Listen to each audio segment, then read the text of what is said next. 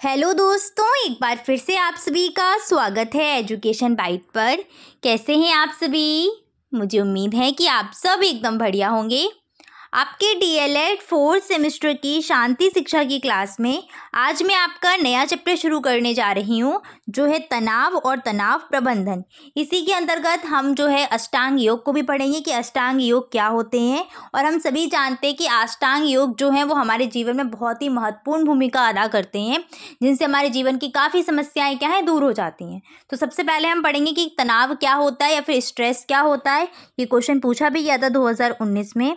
और stress word आपने जैसे ही सुना वैसे आपको समझ में आया होगा थोड़ा थोड़ा सा कि स्ट्रेस आखिर है क्या, क्योंकि कहीं ना कहीं कभी ना कभी सभी ने स्ट्रेस को फेस किया है, यानी कि तनाव को फेस किया है। तो तनाव होता क्या है? हमारे मन में उत्पन्न एक ऐसी स्थिति, कहाँ पर मन में उत्पन्न होगी, जिसमें क्या होगा, हमारे वास्तविक जीवन की जो स्थितियाँ होंगी और हमारे मन की जो स्थितियाँ होंगी उनके बीच में क्या होगा, तालमेल नहीं बैठ पाएगा। यानी कि उनके बीच में क्या होगी, कहीं ना कहीं उलझन होगी, हलचल होगी, या आप बोल सकते हैं संघर्ष हो रहा होगा मन में। फॉर एग्जाम्पल मान लीजिए कि आपके सपने कुछ और हैं, आपको राइटर बनना है या आपको डांसर बनना है, लेकिन आपके घर की परिस्थितियां ऐसी नहीं है, आपके घर की कंडीशन कुछ और कह रही है और आपको उस हिसाब से अपना कोई करियर चुनना है। इतना टाइम नहीं है कि आप डांसर को या फिर अपने पैशन को, जो भी आपके सपने हैं, उसको समय दे पाएँ। तो वहाँ पर कहीं ना कहीं उलझन होगी कि आप अपने सपने चुने या फिर अपने घर की परिस्थितियाँ देखकर, अपने आसपास की जो कंडीशन है उसको देख करके वहाँ पर अपना कोई करियर चुने। तो यहाँ पर क्या होगा, आपके मन की स्थिति, यानी कि मन में जो भी आपके सपने हैं वो, और जो घर वालों की जो परिस्थितियां हैं उनको देख करके क्या है, उलझन हो रही है, संघर्ष उत्पन्न हो रहा है, मन में तालमेल नहीं बैठ पा रहा है। तो वहीं पर क्या उत्पन्न हो जाएगा, तनाव उत्पन्न हो जाएगा। समझ में आ रही है ना चीज़ें कि तनाव या स्ट्रेस है क्या? तो तनाव को हम बोल सकते हैं कि एक ऐसा संघर्ष, हमारे मन में एक ऐसा संघर्ष का उत्पन्न होना जो क्या है, किसके कारण उत्पन्न होता है, तो वास्तविक परिस्थितियों के और हमारे मन की जो स्थितियां हैं उनके कारण जो संघर्ष उत्पन्न हो जाता है मन में, वही होता है हमारा तनाव। और इसमें होता क्या है कि हमारी जो रुचियां होती हैं या हमारी जो इच्छाएं होती हैं वो, और सामने जो परिस्थितियां होती हैं वो, उनके बीच में टकरार होती है, उनके बीच में कहीं ना कहीं संघर्ष होता है। तो आते हैं कि तनाव है क्या। तनाव एक तरीके से मानसिक स्थिति से उपजा एक विकार है। ये मानसिक स्थिति व परिस्थितियों के बीच असंतुलन या असामंजस्य के कारण उत्पन्न होता है। यानी कि जब हम तालमेल नहीं बैठा पा रहे होते हैं, संतुलन नहीं बैठा पा रहे होते हैं, तो उस कंडीशन में क्या है, तनाव उत्पन्न होता है। आगे आते हैं तनाव के प्रकार। तो पहला है प्रकार जैविक तनाव, दूसरा है मनोवैज्ञानिक तनाव और तीसरा होता है सामाजिक तनाव। जैविक तनाव क्या होता है? जैविक का मतलब है कि जब कोई बीमारी लग जाए, किसी व्यक्ति को कोई बीमारी हो गई है, ठीक है, कोई भी बीमारी हो, चाहे दमा की हो, चाहे आपकी कैंसर की है, कोई भी बीमारी अगर उसको लग जाती है तो उस टाइम पर क्या है, उसके जो दैनिक क्रियाकलाप हैं कहीं ना कहीं इफेक्ट डालते हैं। मान लीजिए अभी आपको अगर फीवर भी आ जाता है तो भी 1-2 दिन क्या है, सही से सेट नहीं हो पाते हैं, ठीक है, बॉडी पेन वगैरह रहता है और भी चीज़ें रहती है। और किसी को बहुत कोई बड़ी बीमारी हो गई तो उस व्यक्ति को जो उसके दैनिक क्रियाकलाप होंगे या जो भी काम रहेगा वो दूसरों पर डिपेंड हो जाएगा कहीं ना कहीं। पैरालाइज से भी आप समझ सकते हैं कि मान लीजिए किसी को पैरालाइज का अटैक पड़ गया तो व्यक्ति कहीं ना कहीं अपने कार्यों के लिए किसी दूसरे पर डिपेंड हो जाएगा। तो वहाँ पर उसमें जो भी तनाव उत्पन्न होगा, क्योंकि वो चाहेगा तो कार्य करना कहीं ना कहीं उसके मन में आएगा कि मैं अपना काम तो खुद कर सकूं, खुद उठ करके पानी पी सकूं, जो भी चीज़ें हैं वो कर सकूं, लेकिन अब उनके लिए वो दूसरों पर डिपेंड है। तो वास्तविक सिचुएशन कुछ और है, मन की स्थिति कुछ और है, तो वहाँ पर जो तनाव उत्पन्न होगा वो क्या हो जाएगा, जैविक तनाव। ठीक है। मनोवैज्ञानिक तनाव क्या होता है? मनोवैज्ञानिक तनाव इस प्रकार का होता है कि मान लीजिए कि आपको किसी भी आपकी कोई भी आपका जो भी डिसीजन है उसको लेकर के आपको अपने चाहे परिवार से हो, चाहे मित्रों से हो, चाहे कोई ना कोई अपेक्षा ज़रूर होगी कि वो आपको सपोर्ट करेंगे। ठीक है, मन की स्थिति तो आपकी ये है कि हमारी फैमिली या हमारे फ्रेंड्स हमको सपोर्ट करेंगे, लेकिन वास्तविक कंडीशन ये आती कि जो भी आपने चुना हुआ है, जो भी आपने डिसीजन लिया है और उससे क्या हुआ, वो आपको सपोर्ट नहीं कर रहे या वो आपको सहयोग नहीं दे रहे हैं, आपका निरादर कर रहे हैं, तो वहाँ से जो स्ट्रेस उत्पन्न हो जाएगा वो क्या हो जाएगा, मनोवैज्ञानिक स्ट्रेस। ठीक है, मनोवैज्ञानिक तनाव। तो उम्मीद है आपको ये समझ में आ गई होगी। इसमें आपके सहकर्मी भी आ सकते हैं जो आपके साथ में कार्य करने वाले हैं। ठीक है, तो ये सब चीज़ें आ जाएंगी। इसके बाद सामाजिक तनाव क्या होता है, तो ये इम्पॉर्टेंट है, पूछा भी गया था सामाजिक तनाव 2020 में। तो समाज की चीज़ों को लेकर के यहाँ सामाजिक तनाव उत्पन्न होता है। कैसे कि जब तनाव सामाजिक मूल्यों, नैतिकता, सामाजिक दबाव के कारण उत्पन्न होता है तो उसको हम कहते हैं सामाजिक तनाव। इसमें हमें प्रायः यह तनाव होता है कि मेरे बारे में लोग क्या सोचेंगे। ये वाली जो लाइन है इम्पॉर्टेंट है आपकी, सबसे ज़्यादा इसमें जो रहती है इस कंडीशन, लोगों को यही लगता है कि अगर हमने ये काम कर लिया तो लोग हमारे बारे में क्या सोचेंगे। और दूसरा क्या है कि आप जिस समाज में रह रहे हैं कहीं ना कहीं उसमें अपनी प्रतिष्ठा स्थापित करना चाहते हैं। तो जैसे कि मान लीजिए कि जैसे एज बढ़ती जा रही है बच्चों की, काफ़ी सारे बच्चे ऐसे कि एज बढ़ रही है उनकी और अभी तक उनको जॉब नहीं मिली या और कुछ नहीं मिला, तो कहीं ना कहीं वो भी स्ट्रेस एक आ रहा है कि बताइए अभी तक लोग ये कह रहे हैं कि बताओ इतना बड़ा हो गया, जॉब नहीं मिली, कुछ तो करने लगो। ठीक है, कब तक ये तैयारी करते रहोगे, कब तक सरकारी नौकरी का देखते रहोगे। तो ये यहाँ पर जो तनाव उत्पन्न हो रहा है वही क्या है, सामाजिक तनाव है। ठीक है, या फिर जैसे मान लीजिए कोई अदर कास्ट में शादी करना चाहता है और सामाजिक मूल्य कहीं ना कहीं बाधक बन रहे हैं, समाज उसमें बाधक बन रहा है, समाज के लोग बाधक बन रहे हैं, तो वो भी क्या हो जाएगा आपका, वहाँ से जो तनाव उत्पन्न होगा वो किस में आ जाएगा, सामाजिक तनाव में आ जाएगा। ठीक है, चलिए तो आगे बढ़ते हैं। अगला क्या है, तनाव उत्पन्न होने के कारण क्या क्या होते हैं। पहला कारण है असफलता का भय। ठीक है, समाज में जब आप रह रहे हैं तो अगर मान लीजिए पढ़ाई में, ठीक है, अगर आप असफल हो गए, फेल हो गए, तो वहाँ पर भी क्या होगा, कहीं ना कहीं तनाव उत्पन्न होगा। तो असफलता के भय के कारण भी तनाव उत्पन्न होता है।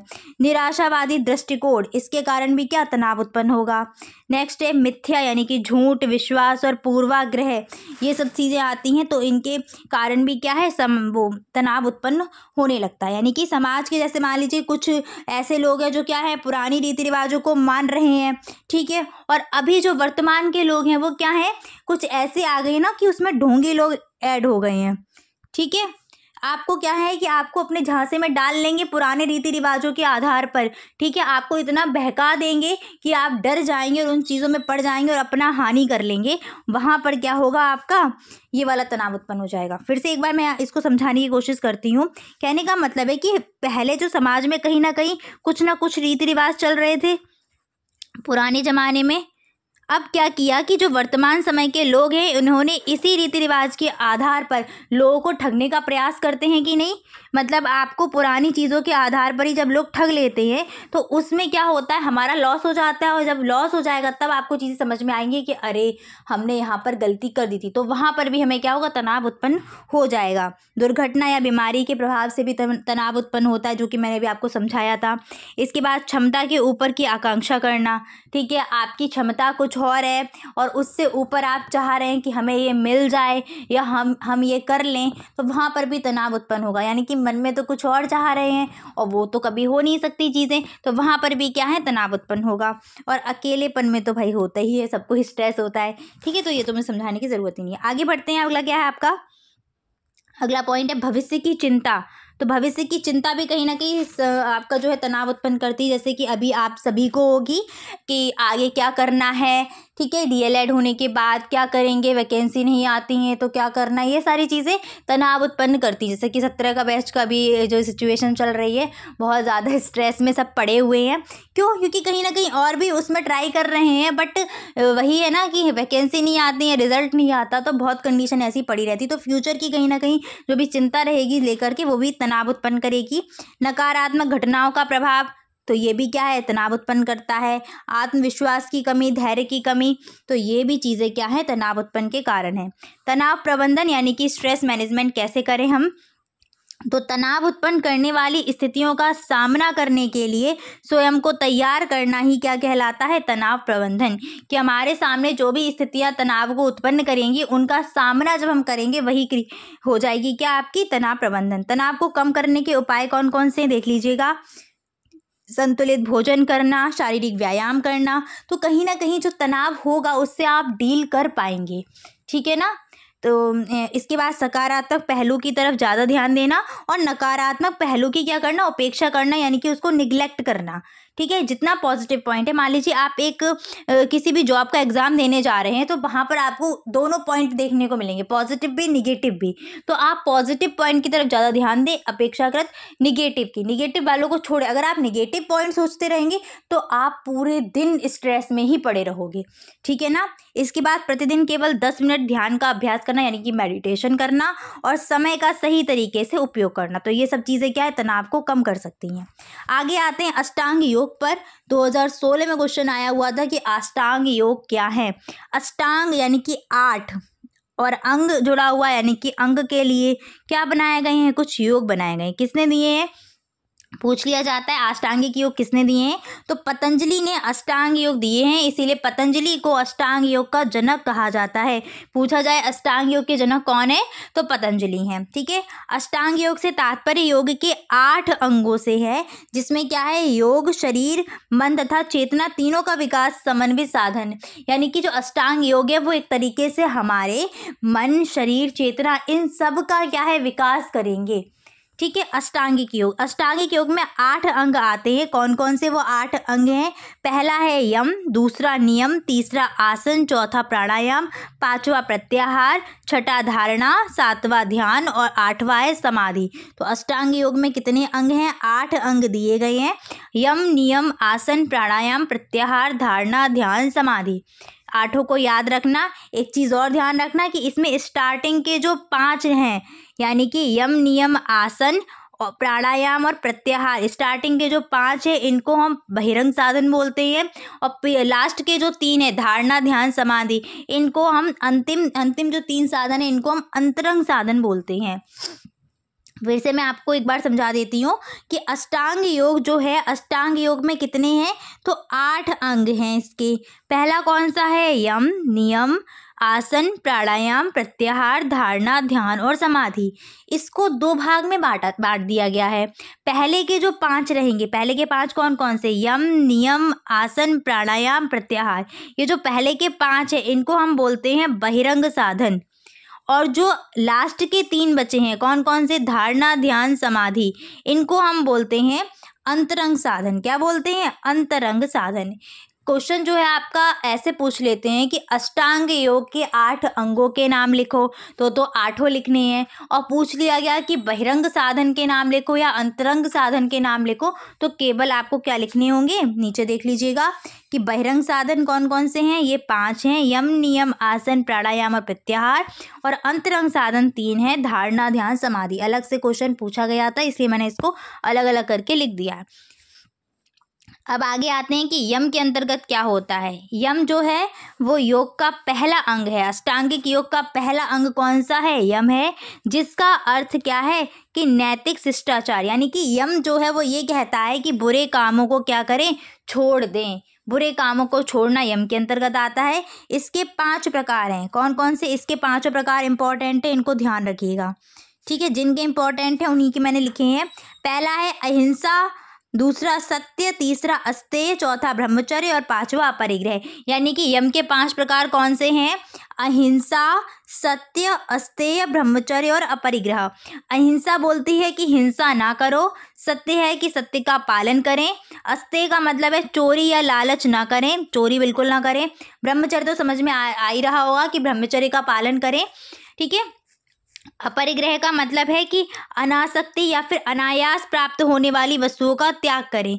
यानी कि अगर आपको फ्री में, मुफ्त में कोई चीज़ मिल रही है, कोई पड़ी हुई चीज़ भी मिल गई रास्ते में, तो उसका क्या करें, त्याग करें। अनायास यानी कि अचानक से जो आपको चीज़ मिल जाए, ठीक है, उस चीज़ का क्या कर दें, त्याग कर दें। इसके बाद आते हैं हम दूसरे अंग पर, जो है आपका नियम। ये अष्टांग योग का दूसरा नियम है, दूसरा अंग है आपका। और नियम कहता है क्या, कि सदाचार का पालन करें, ठीक है। जीवन की सामाजिक, बाह्य और आंतरिक क्रिया के मध्य जो सामंजस्य स्थापित करना है वो आता है नियम के अंतर्गत, ठीक है। सामाजिक, बाह्य और आंतरिक, यानी कि हमारे अंदर की जो क्रियाएं रहेंगी, बाहर समाज में जो क्रियाएं रहेंगी, उनके मध्य में क्या करना, सामंजस्य स्थापित करना। तो इसमें भी आपकी 5 चीज़ें आती हैं। पहला है शौच, दूसरा संतोष, फिर तीसरा तप, चौथा स्वाध्याय, 5वां क्या है, ईश्वर प्राणिधान। तो देखो शौच में क्या है, इसमें क्या है, बाह्य व आंतरिक शरीर की शुद्धि। ठीक है, एक तरीके से शौच में है क्या, शरीर की शुद्धि है, बाह्य रूप से भी और आंतरिक रूप से भी, यानी कि मन के उसमें भी शुद्धि। संतोष में होता है आपका कि जो कुछ भी मिल रहा है उसी में प्रसन्न रहो। आपने शायद एक टैगलाइन सुनी भी होगी कि संतोषी सदा सुखी, मतलब जितना मिला है उसमें खुश रहिए। और मनुष्य की जो आपको नेचर पता होगा कि मनुष्य क्या है, बहुत ही ज़्यादा महत्वाकांक्षी है, यानी कि उसको एक चीज़ मिल जाती है वो दूसरे की आकांक्षा करना शुरू कर देता है। जैसे मान लीजिए अभी उसके पास साइकिल भी नहीं है, पैदल चलता है, साइकिल मिल गई तो कहीं ना कहीं सोचेगा दूसरे की स्कूटी देखकर अरे मुझे स्कूटी मिल जाए, स्कूटी ले ली चलो। फिर कार देखकर सोचेगा कि मुझे कार मिल जाए। तो ऐसे क्या है, उसकी आकांक्षाएं बढ़ती रहेंगी। इसलिए जो है उसमें सुखी रहो, वरना जो आपके पास है उसको भी आप कहीं ना कहीं अगर दुख में रहोगे कि अरे मेरे पास ये नहीं है उसके पास ये है, तो जो है उसका भी आप मज़ा नहीं ले पाएंगे। ठीक, इसके बाद आता है तप। तप का मतलब है परिवर्तन की क्रिया। तप का मतलब ये नहीं कि आप बैठ जाओ साधना में ही, वही तप है। तप का मतलब ये भी होता है कि जो भी परिवर्तन हो रहा है उसको स्वीकार भी करते रहें। तो परिवर्तन की जो प्रक्रिया है वो तप के अंतर्गत आ जाएगी। स्वाध्याय तो समझ में आ गया होगा, स्वयं का अध्ययन। स्व मीन स्वयं का, अध्याय में अध्ययन करना, अपने बारे में ही जानकारी रखना कि कब हमारा बदलाव जो है, सॉरी मन यहाँ पर लिख रही हूँ मैं, स्वयं के बारे में, यानी कि कब हम कहाँ पर गलती कर रहे हैं, कब हम कहाँ पर सही हैं। ठीक है, कहाँ पर हमारा व्यवहार परिवर्तित हो गया, तो अपने लिए भी अलर्ट रहना। इसके बाद आता है ईश्वर प्राणिधान, यानी कि ईश्वर के प्रति कैसे रहना, समर्पण में रहना। ठीक है, ईश्वर का ध्यान करते रहना। इसके बाद आता है तीसरा अंग अष्टांगिक योग का आसन। आसन है तीसरा अंग, इसका अर्थ होता है शरीर को एक विशेष मुद्रा में रखना। ठीक है, आसन वगैरह किए भी जाते हैं ना, जो सुबह उठ के हम करते हैं, तो वही आसन का मतलब क्या है, शरीर को एक विशेष मुद्रा में रखना। मेडिटेशन वगैरह इस टाइम पे किए जाते हैं। इसके बाद आता है प्राणायाम। प्राणायाम क्या होते हैं, तो प्राणायाम शब्द दो शब्द से मिलकर के बना है। पहला है प्राण और दूसरा है आयाम। प्राण का मतलब होता है श्वास और आयाम का मतलब है रोकना, यानी कि श्वास को लेना और छोड़ना। पहले तो लो, थोड़ी देर तक रोको और फिर छोड़ो, वो किसके अंतर्गत आता है, प्राणायाम। यानी कि इसमें हम कर क्या रहे हैं, अपनी जो श्वास है उस पर कंट्रोल कर रहे हैं, उस पर नियंत्रण कर रहे हैं। तो प्राणायाम किसको बोलेंगे, प्राण वायु पर नियंत्रण। सुबह सुबह करते हैं ना लोग प्राणायाम, तो वही हो जाएगा आपका। इसके बाद आता है प्रत्याहार। इंद्रियों को वश में करना कहलाता है प्रत्याहार। इंद्रियां यानी कि आपकी जो भी इच्छाएं रहेंगी उनको वश में करना, इंद्रियों को वश में करना, प्रत्याहार। इसके बाद धारणा है, तो धारणा में क्या होगा, मन को किसी एक वस्तु या एक स्थान पर ही केंद्रित करना धारणा के अंतर्गत आता है। और आपका सातवां अंग है ध्यान। ईश्वर का ध्यान करते हुए मन को स्थिर करना। दोनों में बस थोड़ा ही डिफरेंस है कि इसमें क्या है, इसमें जो चित्त है हमारा, मन है, वो विचलित नहीं होता। ठीक है, चित्त जो है वो विचलित नहीं होगा इसमें। ठीक है, और क्या मतलब ईश्वर में जब आप ध्यान लगाएंगे तो बस ईश्वर पर ही ध्यान रहना है। ये नहीं कि अभी भगवान का ध्यान लगाएं और मन में आ रहा है, जैसे मम्मी लोग करती हैं ना, पूजा तो कर रही हैं बट ये आता है कि अरे सब्जी अभी काटनी है, सब्जी नहीं बनी है, ठीक है, बच्चों को स्कूल भेजना है, लंच बॉक्स तैयार करना, तो ये सारी चीज़ें रहती, तो वहाँ पर ध्यान नहीं लग पाता है। ध्यान का मतलब है कि ईश्वर का ध्यान करते हुए अपने मन को क्या कर लेना, स्थिर। सिर्फ मन कहाँ रहे, आपको पता है ना कि मन से ज़्यादा चंचल कोई चीज़ नहीं है, बहुत जल्दी मन भागता है हमारा। ठीक है, अभी आप 1 सेकेंड में ही कहाँ तक की सैर कराएंगे आपको खुद नहीं पता होगा। ठीक है, पूरा बचपन अभी आप 1 सेकेंड में ही घुमाएंगे। ठीक है, पहले बार कब गए होंगे स्कूल, या चलो जब तक आपको याद होगा तो वहाँ से लेके सेकेंड या 4th क्लास से लेके अभी तक की पूरी जर्नी आपके सामने से 1 सेकेंड में गुजर जाएगी। यानी कि मन से बड़ा चंचल कोई भी नहीं है। तो इसीलिए जब ईश्वर का ध्यान कर रहे हैं तो उस टाइम पे कैसे ध्यान करते हुए मन को स्थिर रखना, वो आता है ध्यान के अंतर्गत। ठीक है, और लास्ट है आपका योग का अंग समाधि, यानी कि मन बुद्धि अहंकार का एकाग्र होना और लास्ट में मोक्ष की प्राप्ति, यही क्या हो जाता है, समाधि। ठीक है, नोट पॉइंट है, योग दर्शन के प्रणेता कौन है, तो योग दर्शन के प्रणेता कौन है, पतंजलि। बहुत इंपॉर्टेंट है और ये क्वेश्चन पूछा भी गया था।